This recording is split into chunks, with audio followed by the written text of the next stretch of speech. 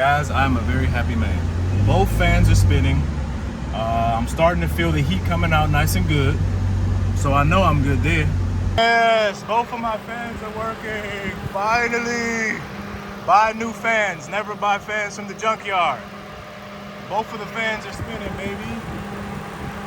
Always buy new fans, okay? Not from the junkyard. I made that terrible mistake. My dumbass went to the junkyard and got the fans, right? That's a dumb idea, man. I should have never did that.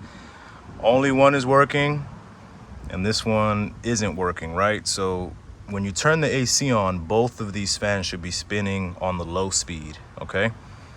Only that one spins, and this one, it doesn't spin, right? But if you tap it with the flathead screwdriver and like give it a little nudge or like a little push, it'll start spinning really, really slow. So I know it's bad. I should have just got the new fans, you know, straight out the box, but I didn't. So I'm about to go ahead and replace them now, show you guys the tricks. Take this out the way. You're gonna have to take this hose out the way. And then you're going to have to move this out of the way also. And also just drain the radiator from the bottom. It has a plug down there. You just drain it. Once that's out, this fan just slides out. So let's go ahead and try to get that done now.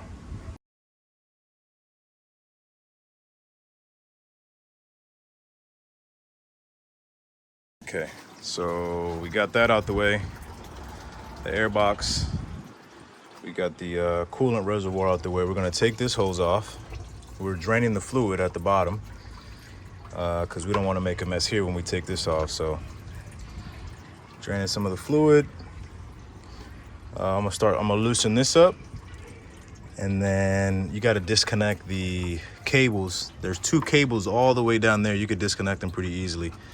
And then this fan should come up once you take off this bolt here. That's a 10 millimeter. And then I don't know why they have a Torx bit on mine, but Torx bit for me, and yours might just be 210s, all right? So go ahead and take that off, and then this should come out. Okay, something to point out. If you can't release those two wires there because you don't have enough space, okay, just jack the car up a little bit. It give you enough room to get under there and disconnect those wires. There's two wires that come off of it. I know you can see it all the way down there. Those two wires, disconnect them, and then this fan should come right up. All right. So there we go. Boom. Got that bad boy out. Let's put the new one in. It's not that hard to take it out, guys. It's really, I did this in like 20 minutes maybe, okay? The hard part, the most annoying part is bleeding the air out of this damn engine. I don't know why it takes so long, but I'll try to show you guys how I do it. It's a process. Don't feel bad about it. It takes a little bit to do the right way. So I'll show you guys that. All I'm gonna do is literally reverse order, put everything back, and then we'll get to bleeding the system in a second, all right? All right, guys, so look, we got the new fan in, all right? Everything's put all back together. Now, I have a bleeder thing like this. Okay, I highly recommend that you get this because it might be a pain to not have it. So before you even put water in this thing, take off this little bleeder screw back here. Can you see that? It's a little bleeder screw right there. Take that off, okay? Just screws right up. Maybe grab it. So yeah, once you take that out, then we're gonna go ahead and fill this up, okay? Fill it up, and then you'll see that it starts to come out. When it starts to come out over here, then we'll go ahead and cap this thing back on. In here. I didn't take the radiator off. You gotta take the top radiator hose off, so you gotta drain the fluid anyways. So just keep pouring it in there, and it should come out over there with that little bleeder valve. You got to keep an eye on it. So if you keep pouring it, it'll start coming out of here, all right? So I'm gonna add a little bit more, and then I'm gonna put the this little bleeder screw thing back on, okay? We're on the same page. We've got got the bleeder valve back in there. Okay, make sure it's tight. Got this here. And you have to make sure that that's out in order, you know, to add the fluid in. It will not cycle all the way through the system if you don't take that bleeder valve out. So now we got to start it. And we have to turn the heat on full blast. If I can get my key out of my pocket. So here's what we're gonna do. We're gonna start it up. Let's start this bad boy up, man. Start it up and turn the heat all the way on. I don't know why, it still does the same thing. I don't know why it does that. Turn the heat, temperature. Go ahead and turn that all the way up. Turn it all the way up to 90. On blast, AC off. Damn it. There we go. All the way up, baby.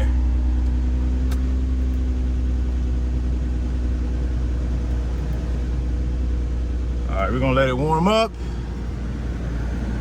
And hopefully those air bubbles come out sooner than later, because sometimes it takes forever, man. Let it warm up. I've done this like 3 times already. So what'll happen is this will start rising up, right? And it'll get so high that you just gotta cut the car off, let it cool down. Then you gotta come over here, loosen the bleeder valve up, it'll release some air, and then you literally just have to keep watching it. You wanna make sure the heat comes out very, very hot inside the car once the car is at the right temperature, okay? When the heat is blowing out nice and the temperature is right in the middle, you know you did it right. All right, it's been running for like maybe 5 minutes or so. See where the temperature's at right now? The heat is at the highest, full blast. I'm gonna give it a little bit of gas just to see if we can get it working in a little bit faster. You can hold it at like 2,000 RPM, just so it can speed up. And now it's just a waiting game. Like I said, I want this to blow out. I want the heat to come out nice and hot through here. And my gauge to be right in the middle. Okay, you guys see it rising up, right? It's going up a little bit higher, but I'm still giving it RPMs. Now, if it's about to overflow, I'm gonna turn it off and you'll see what I do. Turn it off, let it cool for a second. And then we're gonna release that bleeder valve, and hopefully some air comes out of there. So it's a tricky process, man. It definitely takes a while, but it can be done. As I do that, I'm feeling, make sure it's heat coming out. It is, but not as hot as I want it to be, not yet. I haven't seen no air bubbles. Check it out.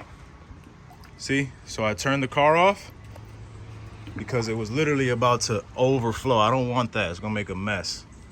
So some air bubbles, I hope you guys caught that.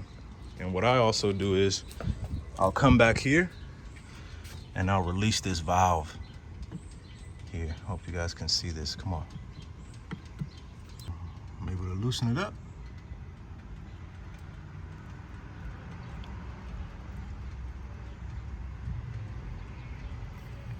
You guys hear that?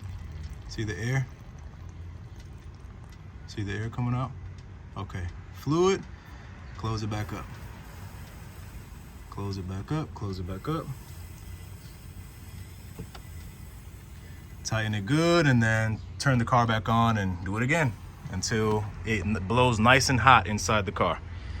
That's the way that's worked for me, guys. If you guys have a better way, please let me know in the comments. That would be amazing. All right, so I'm guessing 3 times the charm. I turned the car on, revved it, turned it off, unscrewed the bleeder valve, air came out. Capped the bleeder valve, did it again the second time. And this third time, it let a lot of air come out of that bleeder valve, okay? So turn it on, have it, you know, rev it, and then make sure you unscrew that. Turn it off, and then take the bleeder valve off. Now it's super hot in here. So now it's definitely 90 degrees, you know, I guess it's the hottest it could be, I guess. My temperature is good. See my temperature? Nice. A little bit below the middle actually, so we're good. No overheating problems. I don't want to, nah, this engine has to last me. I ain't gonna hold you. That motor is fresh from Japan. So I think this is a success.